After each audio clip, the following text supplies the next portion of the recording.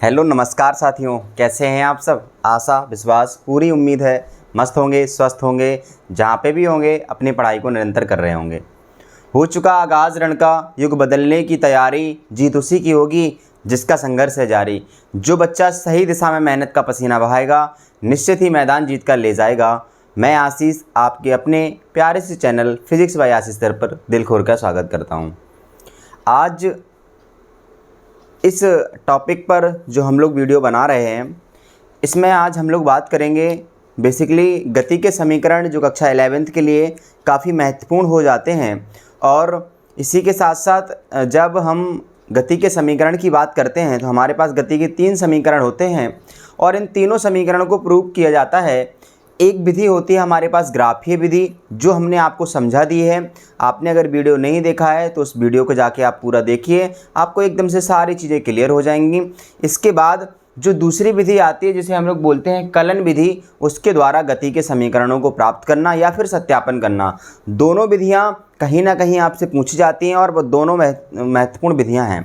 तो अगर आपको थोड़ा सा पढ़ाई के प्रति वास्तविकता में लगन है, रुचि है, तो आप वीडियो को पूरा ज़रूर देखा करें ताकि आपको सारी चीज़ों का जो एनालिसिस है वो एकदम से समझ में आए। क्योंकि थोड़ा आप वीडियो देख के स्किप कर देंगे तो चीज़ें आपको उतनी बेटर तरीके से समझ में नहीं आएंगी। चलिए बात करते हैं गति के समीकरण की, और अपना कॉपी और पेन लेके बैठ जाइए और नोट डाउन करते जाइए जो जो बातें मैं आपको बता रहा हूँ। सबसे पहले बात करेंगे अगर कलन विधि की, तो कलन विधि का मतलब होता है इंटीग्रेशन। कक्षा 12th में आपके पास मैथ में अपार मात्रा में बहुत सारी चीज़ें मैथ में पढ़ने को मिलेंगी। अवकलन और समाकलन के लिए भी आपके पास विशेष चैप्टर बनाए गए हैं कक्षा 12th में मैथ में। तो बेसिकली यहाँ पे जो यूज होने वाला है हमारे पास वो है कलन विधि यानी समाकलन विधि। समाकलन में हमें समझना होगा कि समाकलन क्या होता है और इसका एक फॉर्मूला जो हमें याद रखना है जो यहाँ पे यूज होगा वो समझते हैं। पहले समाकलन समझने से पहले अवकलन समझते हैं। तो अवकलन का क्या सीन होता है ये समझते हैं। जब हम अवकलन की बात करते हैं तो अवकलन में क्या सीन होता है बेटा, आप ध्यान से देखेंगे। ये जो साइन होता है d/dx, इसको बोलते हैं x के सापेक्ष अवकलन। क्या कहते हैं बेटा, x के सापेक्ष अवकलन। ये जो है एक फंक्शन है क्या, fx कोई फंक्शन है x का, उसका x के सापेक्ष क्या करना है, अवकलन। d/dx का मतलब है कि अवकलन करना है किसका, fx का। तो इसका जो आंसर आता है बेटा वो आता है f'(x). क्या आता है, f'(x). अगर कहीं पर एक बार डैश लगा है किसी फंक्शन में fx में, तो हम ये जानेंगे कि इस fx का क्या हुआ है बेटा, अवकलन हुआ है किसके रिस्पेक्ट में, x की रिस्पेक्ट में, यानी x के सापेक्ष अवकलन हुआ है fx का। तो यहाँ पे क्या आ जाएगा, f'(x) आ जाएगा। जब हम इसी का समाकलन करेंगे, क्या करेंगे बेटा, समाकलन। जब हम इसी का समाकलन करेंगे किसका, f'(x) का। चूंकि जो अवकलन होता है और जो समाकलन होते हैं वो एक दूसरे के रिवर्स होते हैं। क्या होते हैं बेटा, रिवर्स मतलब उल्टे होते हैं। जिसका आपने अवकलन किया था, जो आंसर समाकलन आया था, आप इसका समाकलन कर देंगे तो आंसर यही आएगा जो फंक्शन था। कहने का क्या मतलब है, समाकलन का साइन होता है ऐसा, और जब हम इसका f'(x) का क्या करेंगे बेटा, समाकलन करेंगे किसके रिस्पेक्ट में, x की रिस्पेक्ट में, तो यहाँ dx लिखेंगे। ये समाकलन का साइन है। पीछे dx लिखने का मतलब है कि x के सापेक्ष हम लोग समाकलन कर रहे हैं किसका, ये जो फंक्शन है f'(x) का। तो f'(x) कैसे आया था, fx का जब हमने अवकलन किया था तब f'(x) आया था। अब f'(x) का हम लोग समाकलन कर रहे हैं तो आंसर क्या आएगा, fx आएगा। क्या आएगा बेटा, fx आएगा। इतनी बात क्लियर है क्या सभी को, इतनी बात क्लियर है तो आपका काम बन जाएगा। इसके बाद यहाँ पे आता है थोड़ा सा काम, और वो काम क्या है, लिमिट लगाना। यहाँ पर जो अब समाकलन है, यहाँ पर जो लिमिट लगी होती है उसको हम बोलते हैं लोअर लिमिट, और जो ऊपर लिखा होता है इसको बोलते हैं अपर लिमिट। क्या कहते हैं बेटा, नीचे वाले को कहते हैं लोअर लिमिट, ऊपर वाले को कहते हैं अपर लिमिट। तो जब इसका इंटीग्रेशन हो जाएगा f'(x) का क्या आ गया, fx, इनका भी यूज हमें करना है। वो यूज कैसे करते हैं, ये जो समाकलन हो गया इसको समाकलन का जैसा का तैसा लिखेंगे। यहाँ पे a लिखेंगे और यहाँ b, यानी लोअर लिमिट नीचे और अपर लिमिट ऊपर लिखेंगे। अब इस लिमिट का हमें करना होता है यूज। क्या करना होता है बेटा, यूज। वो कैसे करना है उसको ध्यान से केयरफुली समझते हैं। उसका जब हम लोग लिमिट का यूज करते हैं तो हमारे पास प्रोसेस ये होती है, पहले हम लगाते हैं अपर लिमिट यानी ये ऊपर वाली एफ वी, फिर माइनस करके फिर लगाएंगे एफ की जगह एक्स की जगह पे जो नीचे लिखा है लोअर उसको, यानी एफ ए। तो इस तरीके से हमारे पास पूरा प्रोसेस हो जाता है। एफ डैश एक्स का जो अवकलन और समाकलन है वो हमने निपटा लिया। एफ डैश एक्स का क्या कर लिया, अवकलन और समाकलन निपटा लिया। दो फॉर्मूले और हैं, एक अगर आप डी अपॉन डी एक्स यानी एक्स की सापेक्ष अगर एक्स की पावर एन, कोई x का फंक्शन है उस पर पावर कितनी लगी है n, उसका आपने x के सापेक्ष अवकलन करना है। तो इसका फॉर्मूला होता है बेटा n की जो पावर होती है वो आगे शिफ्ट हो जाती है और x की पावर जो n है उसमें से एक सब्ट्रैक्शन हो जाता है, ये आपका फॉर्मूला बन जाता है। इसके बाद इसी का जस्ट रिवर्स यानी इंटीग्रेशन अगर आपको करना है, समाकलन किसका, x की पावर n का ही और dx मतलब x के सापेक्ष। तो इसका जो आंसर आता है वो इस तरीके से आता है, x की पावर जो n है उसमें एक जोड़ दो, x की पावर जो n है उसमें एक जोड़ दो और जो आपने पावर से जोड़ा है उससे ही क्या कर दो बेटा, डिवाइड कर दो। तो इस तरीके से ये 5-4 फॉर्मूले से हम ध्यान रखकर अपने कलन विधि द्वारा क्या निकाल सकते हैं बेटा, गति के समीकरणों को प्राप्त कर सकते हैं। क्या कर सकते हैं, गति के समीकरणों को प्राप्त कर सकते हैं कलन विधि द्वारा, अगर आपने ये 4 फॉर्मूले ध्यान से समझ लिए। ठीक है बेटा, ये 4 फॉर्मूले आपको ध्यान रखने ही हैं, तभी हम जाके कलन विधि द्वारा गति के समीकरण प्राप्त कर सकते हैं। चलिए यहाँ नीचे दिख रहा है बेटा, हम पहले गति के समीकरण लिख दे रहे हैं तीनों हम गति के समीकरण लिख दे रहे हैं कि हमें कहाँ पहुँचना है। दरअसल हमारे पास कहानी ऐसी है, ध्यान से सुनेंगे बेटा। कहानी ये है कि हमारे पास कोई एक ऑब्जेक्ट है, कोई एक वस्तु है और ये वस्तु शुरुआत में उसका जो वेग है वो क्या है, u है, प्रारंभिक वेग क्या है, u है। जब ये चलना स्टार्ट करती है, तो यहाँ पे पहुँच जाती है, तो जब इससे चलना स्टार्ट करती है तो ए त्वरण से जाती है। कितने त्वरण से जाती है बता, ए त्वरण से जाती है। ये त्वरण से जाने पर यहाँ पर जो पहुँचती है जब वो, तो टी टाइम में पहुँच जाती है। कितने टाइम में पहुँच जाती है बेटा, टी टाइम में। और टी टाइम में पहुंचने के बाद जो यहाँ पे जो दूरी कवर करती है वो कवर करती है एस। कितनी कवर करती है, एस। और लास्ट में जो इसका वेग हो जाता है वो क्या हो जाता है, वी हो जाता है। तब के लिए गति के समीकरण बनाए गए। पहला गति का समीकरण था v बराबर u प्लस ए टी। क्या था, v बराबर u प्लस ए टी। दूसरा समीकरण बनाया गया था s बराबर U T plus half A T square. और तीसरा समीकरण बनाया गया था वी स्क्वायर बराबर यू स्क्वायर प्लस 2as। इस तरीके से गति के 3 समीकरण हमें प्राप्त हुए थे। ये फर्स्ट हो गया आपका, ये सेकंड हो गया और ये नीचे वाला क्या हो गया, थर्ड समीकरण आपके पास निकल के आ गया। चलो इसको प्रूव करते हैं और देखते हैं क्या कहानी है। कहानी ये है कि हमें लिमिट लगाना सीखना है और इंटीग्रेशन करना है। आपके पास तीनों आंसर बहुत आसानी से निकल के आ जाएंगे। आपको क्या करना है, लिमिट लगाना है और गति के समीकरणों को प्राप्त करना है। चलिए देखते हैं कैसे। कहानी कुछ ऐसी है, बहुत ध्यान से समझेंगे। पहले हम क्या जानते हैं, हम ये जानते हैं कि अगर हम गति का पहला समीकरण प्राप्त करना है, हमें कौन सा गति का प्राप्त करना है, गति का पहला समीकरण। गति का पहला समीकरण, फर्स्ट इक्वेशन ऑफ मोशन। गति का पहला समीकरण क्या कहता है बेटा, v बराबर u प्लस ए टी। यही तो है, इसको हमें प्रूव करना है गति के पहले समीकरण को। चलिए गति के पहले समीकरण को प्राप्त करने के लिए प्रोसेस क्या है हम देखते हैं। हमने यहाँ पे देखा बेटा कि हमारे पास v है, u है, a है और t है। तो हमें क्या करना है, a हमारे पास ये हमने यहाँ से क्लू निकाल लिया। इसका क्या निकाल लिया, एक क्लू निकाल लिया कि हमारे पास यहाँ पे क्या है, पहले समीकरण में a है। तो हम क्या जानते हैं, वी नो डेट।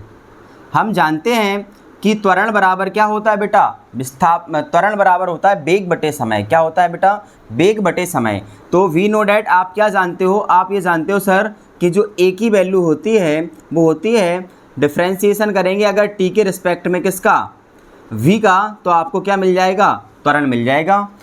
वेग में परिवर्तन बटे समय अंतराल, v क्या है वेग और dt क्या है समय, तो dv बटे dt क्या देता है आपको, त्वरण देता है। a बराबर वेग परिवर्तन बटे समय। इतना क्लियर है, ठीक है सर।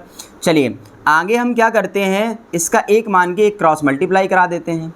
तो यहाँ पे जो फंक्शन बन जाता है वो ये हो जाता है dv is equal to A D T, क्या हो जाता है, D V is equal to A D T. अब थोड़ा सा ध्यान और रखेंगे कि अगर आपको इंटीग्रेशन करना है डी एक्स का, किसका, डी एक्स का, तो ये जो डी होता है इंटीग्रेशन को कैंसिल कर देता है, तो आंसर आता है एक्स।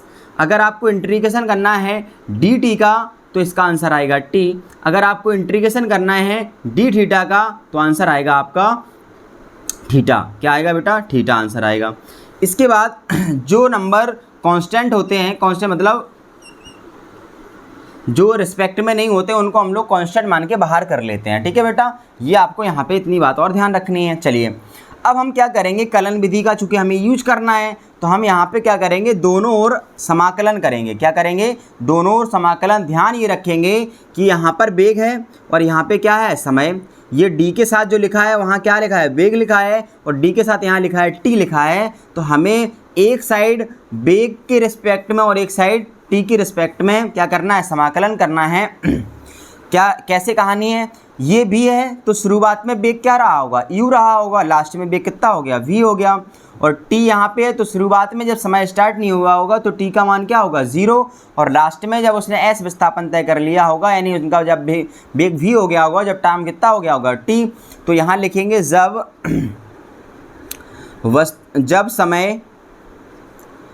समय t बराबर 0 है, 0, जब समय t बराबर 0 तो तब वेग u और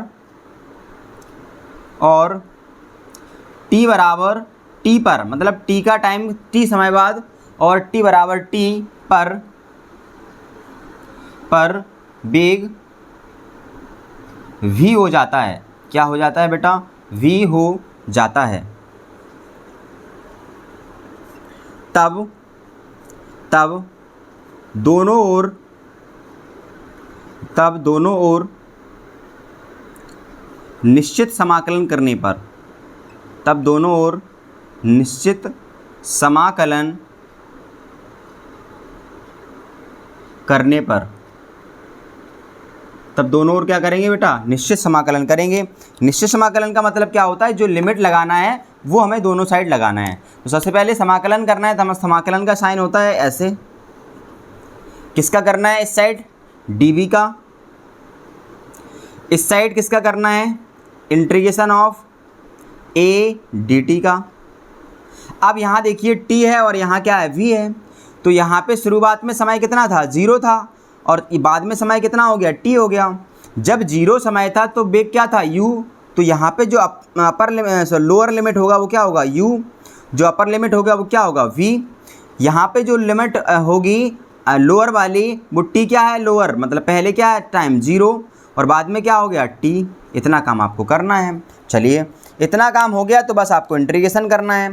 इंटीग्रेशन अब जब आप करेंगे तो आपने बताया है dx अपॉन डी का क्या हो जाएगा, x, d अपॉन डी का क्या, सॉरी dt का क्या हो जाएगा, t, और d थीटा का क्या हो जाएगा, थीटा। तो यहाँ पे जो dv है उसका इंटीग्रेशन क्या हो जाएगा, ये d इससे कैंसिल कर देगा, तो इसका जो फाइनल आंसर आएगा वो क्या आएगा, v आएगा कि नहीं आएगा। और लिमिट हमने आपको बताई है, यहाँ पे देखिए जब इंटीग्रेशन हो जाए तो आपको लिमिट क्या करना है, यहाँ पे लिख देना है। तो ये लिमिट यहाँ पे लिख देना है। क्या है लिमिट यहाँ पे, ये है लोअर लिमिट है u, और अपर लिमिट क्या है, v है, बराबर। यहाँ पे जो a है वो कांस्टेंट है तो इसको बाहर कर ले रहे हैं हम, और जो dt बचा है आपका इंटीग्रेशन ऑफ 0 तो t dt ये बचा है। अब dt का फिर से हम लोग इंटीग्रेशन करेंगे जैसे dv का किया था, तो ये जो d है वो इंटीग्रेशन को कैंसिल कर देगा, तो इसका आंसर क्या आएगा, ओनली t। तो ये बन जाएगा आपका v limit u ten of v is equal to, यहाँ पे a का a रहेगा और यहाँ पे t का इंटीग्रेशन करेंगे तो क्या बन जाएगा बेटा, t और 0 टू t। इतनी बात आपको एकदम से समझ में आ गई होगी, कोई दिक्कत परेशानी नहीं है इसमें। चलिए आगे चलते हैं। और अब हम क्या करेंगे, इस लिमिट का यूज कर रहे हैं। क्या कर रहे हैं, इस लिमिट का यूज। तो आपको पता है लिमिट का यूज हमने करने बताया है, पहले रखना है x की टर्म में क्या, b यानी अपर लिमिट, फिर माइनस साइन लगाना है, फिर x की जगह पर रखना है b। ऐसे यहाँ पे पहले जो यहाँ पे फंक्शन है अंदर उसकी जगह पे पहले अपर लिमिट, फिर उसी की जगह पे माइनस साइन लगा के नीचे वाली लिमिट। तो ये वाला जो फंक्शन है वो यहाँ पे क्या बन जाएगा, ध्यान से देखेंगे, यहाँ लगाएंगे लिमिट तो क्या बन जाएगा v, फिर माइनस साइन लगाएंगे, अब इसकी जगह पे क्या रख देंगे u, तो u बन जाएगा। ये इतना काम हो गया। इसके बाद आगे ए। देखिए ध्यान से, अब क्या करेंगे, यहाँ पे भी वही काम, पहले टी की जगह पे टी रखना है, फिर माइनस साइन लगाना है, फिर टी की जगह पे क्या रखना है, 0, ये 0 हो गया।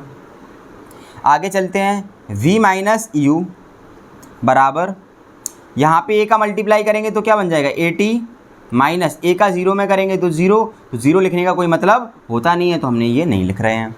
अब हमें क्या करना है, ये क्या गति का पहला समीकरण है, देखो ये नहीं है सर, क्योंकि यहाँ पे v अकेला है, तो जो u वाली टर्म है उसको दूसरी साइड ट्रांसफ़र कर दो।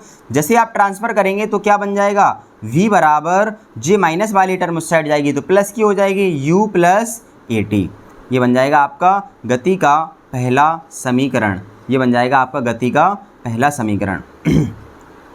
यही गति का कौन सा समीकरण है, यही गति का फर्स्ट समीकरण है, यही गति का फर्स्ट समीकरण है, यही गति का कौन सा समीकरण है, फर्स्ट समीकरण है। इसको आप लिख लीजिए फटाफट से या फिर स्क्रीनशॉट ले लीजिए।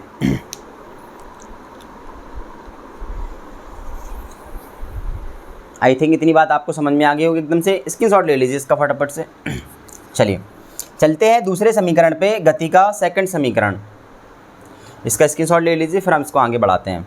चलिए आगे बात करते हैं गति के कौन से समीकरण पे, सेकंड समीकरण की बात करते हैं।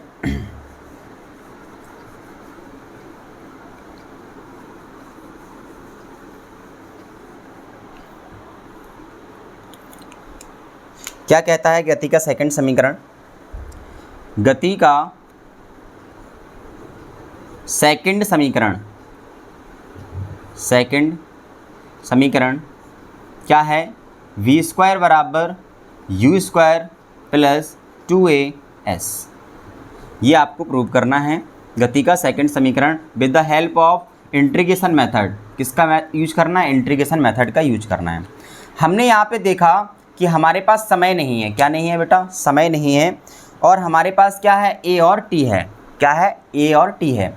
तो हम क्या करेंगे, यहाँ पे v और s का ही यूज करेंगे। किसका यूज करेंगे, v और s का यूज यहाँ पे करने वाले हैं। वो कैसे होगा समझने का प्रयास करेंगे, वो कैसे होगा यहाँ पे समझने का प्रयास करेंगे। हम लोग क्या करते हैं, हम यहाँ ये जानते हैं v नो डेट,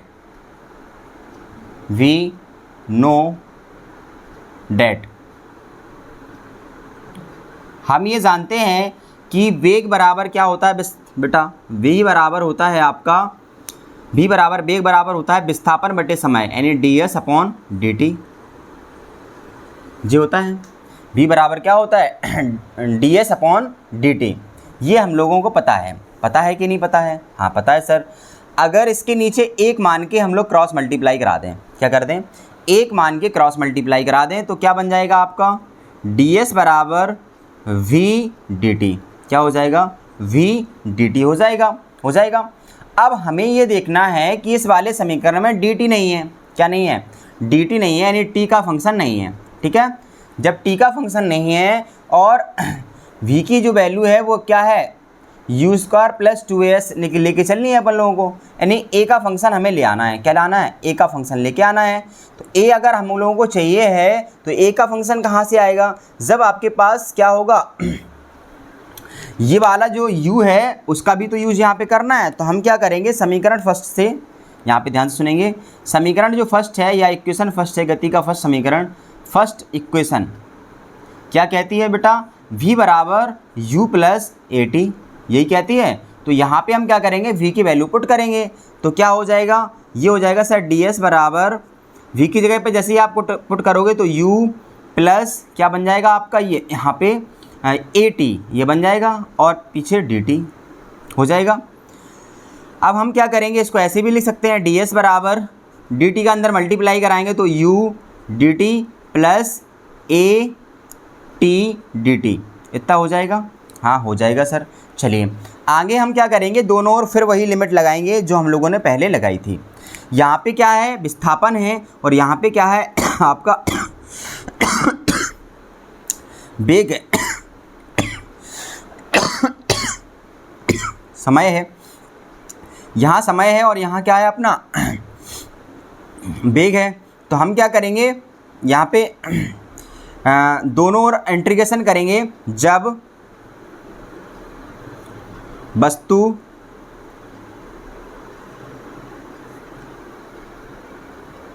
सॉरी ये दूसरा समीकरण अपने पास ये नहीं है बेटा, ये सॉरी दूसरा समीकरण नहीं, ये थर्ड समीकरण है। तो दूसरा समीकरण ये है s बराबर U T plus half A T square है, ये है अपने पास ये समीकरण। ठीक है बेटा, ये है अपने पास दूसरा समीकरण। जब वस्तु प्रारंभ में विस्थापन तय नहीं किया, वो कितना था 0। जब विस्थापन 0 था उसका, तब वेग कितना था, ऐसा कह लो, जब विस्थापन 0 था या t बराबर 0 पर, प्रारंभ में t बराबर 0 पर s बराबर क्या था 0। फिर उसके बाद क्या हुआ, t बराबर t पर s बराबर क्या हो जाएगा आपका s हो जाएगा, विस्थापन क्या हो जाएगा s हो जाएगा। तब दोनों ओर समाकलन करने पर, क्या करने पर, समाकलन करने पर, चलिए करते हैं। यहाँ पे दोनों ओर समाकलन करेंगे तो कहाँ से कहाँ तक करना है, s के लिए 0 से करना है s तक, और t के लिए करना है 0 से लेके t तक। तो इंटीग्रेशन पहले लगाएंगे दोनों ओर ds, यहाँ पे जितनी भी टर्म है u वाली टर्म आगे ले रहे हैं और इसको इंटीग्रेशन कर रहे हैं dt। फिर यहाँ पे a को आगे ले रहे हैं और यहाँ पे इंटीग्रेशन कर रहे हैं t dt का। और यहाँ पे s के लिए 0 से s, यहाँ t से 0 से t, यहाँ पे भी 0 से t। चलिए फार्मूला रखते हैं और आगे बढ़ते हैं, प्रोसेस करते हैं। फार्मूला क्या है अपने पास, ds का इंटीग्रेशन क्या होगा, ओनली s हो जाएगा, क्योंकि इसको इंटीग्रेशन को कैंसिल कर देगा तो s अकेला बचेगा 0 से s बराबर, यहाँ dt का आप करेंगे तो u का तो u रहेगा, dt की जगह पे क्या आ जाएगा ओनली t, इंटीग्रेशन 0 से t प्लस a का यहाँ बाहर a। अब यहाँ देखेंगे हम ये वाला फार्मूला, ये d/dx x की पावर n x की पावर n-1 होता है। तो हम लोग यहाँ पे क्या करेंगे, t की पावर कितना है 1 है। जब 1 पावर होगी तो क्या करना है, ये वाले समय ये इंटीग्रेशन में पावर में 1 जोड़ना है, उतनी से डिवाइड करना है। तो पावर में 1 जोड़ेंगे तो 1 में 1 जोड़ेंगे तो 1 + 1 बन जाएगा और अपॉन 2 हो जाएगा, 0 to t हो जाएगा कि नहीं। चलिए आगे बढ़ते हैं। आगे बढ़ेंगे तो क्या होगा, हम लिमिट का यूज़ कर रहे हैं यहाँ पे, पहले अपर लिमिट तो s का s हो जाएगा माइनस लोअर लिमिट 0 हो जाएगा बराबर। आगे बढ़ेंगे, यहाँ क्या हो जाएगा बेटा, u का u, t की जगह पे t रखेंगे -0 रखेंगे। यहाँ बढ़ेंगे 1 की जगह पे a, फिर आगे देखो t की पावर कितना है 2 हो गया और ये अपॉन में 2 हो गया। लिमिट लगाएंगे 0 वाली, 0 to t। ठीक है, यहाँ पे क्या बचेगा ओनली s, यहाँ क्या बचेगा ut प्लस यहाँ क्या बचेगा a का a, पहले t की जगह पे t रखेंगे तो क्या बन जाएगा बेटा t² अपॉन 2 माइनस t की जगह पे 0 रखेंगे तो 0 हो जाएगा। तो फाइनली क्या हो जाएगा s बराबर ut प्लस, देखिए ये अंदर मल्टीप्लाई कराएंगे तो ये बन जाएगा 1/2 a t² और -0, और 0 लिखने का कोई मतलब होता नहीं है। तो क्या ये दूसरा समीकरण नहीं है बेटा, देखिए ज़रा ध्यान से, यही कौन सा समीकरण है, यही गति का सेकंड समीकरण है। कौन सा समीकरण है, सेकंड समीकरण है। s बराबर ut plus half A T square, ये गति का कौन सा समीकरण है, सेकंड समीकरण है। इतनी बात आपको समझ में आ गई होगी, स्क्रीनशॉट ले लीजिए फटाफट से, इतना ही बात आपको समझ में आ गई होगी तो आप स्क्रीनशॉट इसका ले सकते हैं। चलिए बात करते हैं गति के थर्ड समीकरण के लिए। गति के थर्ड समीकरण के लिए बात करते हैं।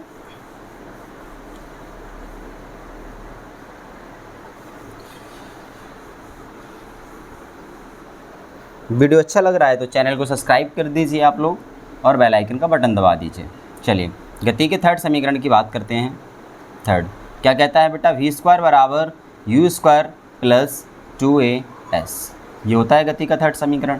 ठीक है, आप फिर से वही, आप क्या जानते हो सर, हम ये जानते हैं कि आपका जो v होता है इसमें v और u चाहिए, t नहीं चाहिए।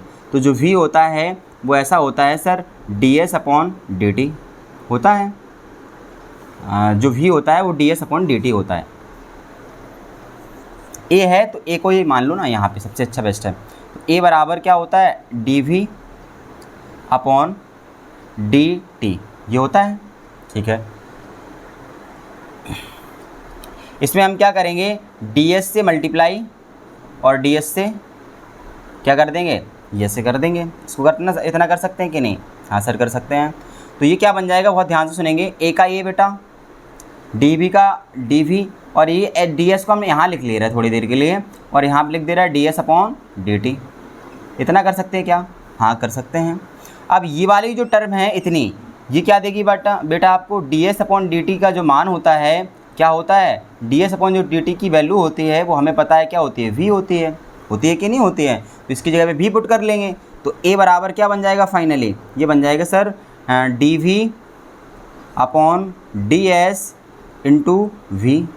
अब एक मान के हम क्रॉस मल्टीप्लाई करा ले रहे हैं, तो क्या बन जाएगा, v को आगे ले रहे हैं तो v dv हो जाएगा, ये बराबर a ds हो जाएगा।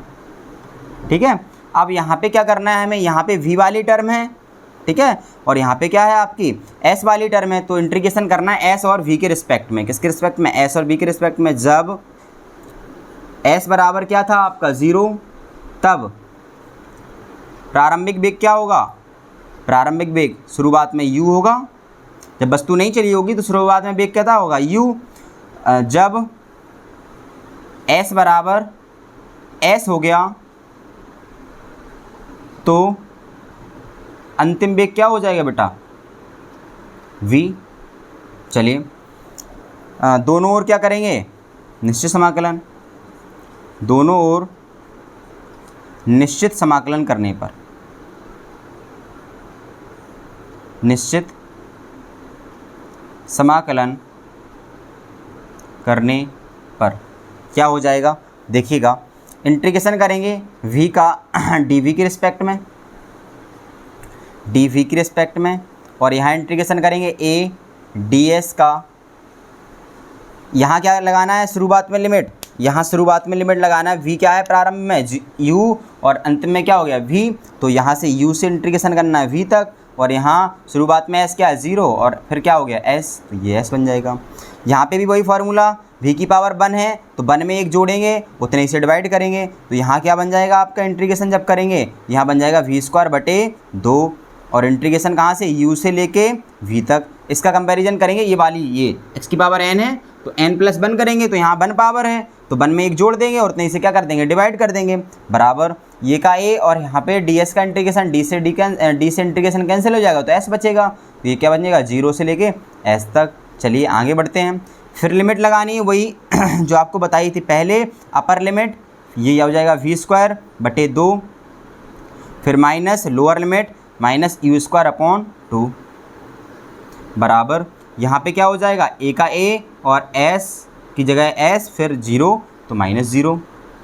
यहाँ चलते हैं, दो एलसीएम ले लेते हैं, तो क्या हो जाएगा v² माइनस u², और यहाँ क्या बचेगा, ओनली as। जब इसको हटा देंगे हम लोग तो क्या हो जाएगा, इसका एक मान के जब क्रॉस मल्टीप्लाई कराएंगे तो आंसर आएगा v² माइनस u² बराबर 2as हो जाएगा कि नहीं। अब u को दूसरे साइड ट्रांसफ़र कर देंगे तो क्या बन जाएगा, v² बराबर u² प्लस 2as। ये आपकी कौन सी इक्वेशन आ गई, थर्ड। यही गति का कौन सा समीकरण है, थर्ड। यही गति का थर्ड समीकरण है, थर्ड समीकरण है। ठीक है बेटा, यही आपका कौन सा समीकरण है, गति का थर्ड समीकरण है। इस तरीके से हम गति के तीनों समीकरण को बहुत आसानी से समझ पाए, और आशा विश्वास है कि आपको पूरे तरीके से चीज़ों को समझ में आ गया होगा। तो इसको नोट डाउन कर लीजिए, आप स्क्रीनशॉट ले लीजिए। वीडियो अच्छा लगता है तो चैनल का सब्सक्राइब कर लीजिए, बेल आइकन का बटन दबा दिए, लोगों के साथ, अपने जो दोस्त हैं उनके साथ शेयर कर दीजिए ताकि उनकी भी मदद हो सके। छोटे बच्चों से प्यार कीजिए, बड़े लोगों का सम्मान कीजिए, अपना व्यक्तित्व इस तरीके से विकसित कीजिए कि लोग आपके साथ रहना पसंद करें। Thank you so much, all the best.